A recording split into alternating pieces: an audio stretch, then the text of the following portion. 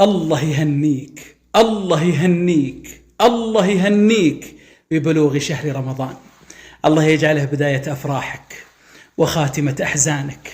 الله يتقبل فيه دعواتك. الله يجعله شهر خير وبركة وسعادة وأمان. الله يتقبل منك كل ما ستودعه في هذا الشهر. يا وجه الخير، يا وجه التفاؤل، يا وجه الفرحة، يا وجه الهناء.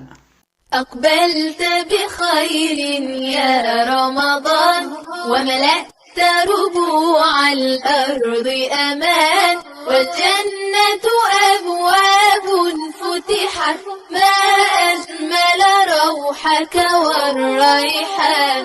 أقبلت بخير يا رمضان، أقبلت وفي يدك الرحمات، وملأت قلوبا بالنفحات.